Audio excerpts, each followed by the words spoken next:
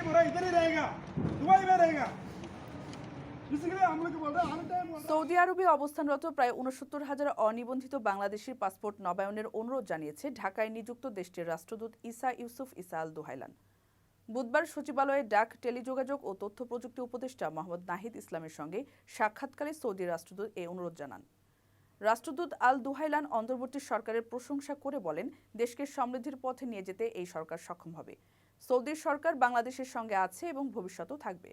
বাংলাদেশের যে কোনো প্রয়োজনে সৌদি আরব পাশে থাকবে।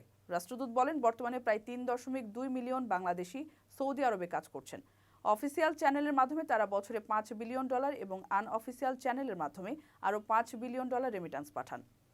সৌদি আরবে বসবাসরত ৬৯,০০০ অনিবন্ধিত ব্যক্তির পাসপোর্ট নবায়নের বিষয়টি গুরুত্ব সহকারে বিবেচনার জন্য উপদেষ্টাকে অনুরোধ করেন রাষ্ট্রদূত। জবাবে সৌদি প্রবাসী বাংলাদেশিদের পাসপোর্ট নবায়নের কার্যক্রম দ্রুত গতিতে সম্পন্ন করার বিষয়ে উপদেষ্টা নাহিদ ইসলাম রাষ্ট্রদূতকে আশ্বস্ত করেন। দুই দেশের মধ্যে অর্থনৈতিক সম্পর্ক বৃদ্ধির আশ্বাস দিয়ে রাষ্ট্রদূত বলেন, সৌদি আরব বাংলাদেশে আরও বিনিয়োগে আগ্রহী। তথ্য প্রযুক্তি খাতে বিনিয়োগের জন্য মন্ত্রণালয় থেকে প্রস্তাবনা পাওয়া গেলে সৌদি তথ্য প্রযুক্তি বিশেষজ্ঞদের সঙ্গে পরামর্শ করে বিনিয়োগের উদ্যোগ গ্রহণ করা হবে।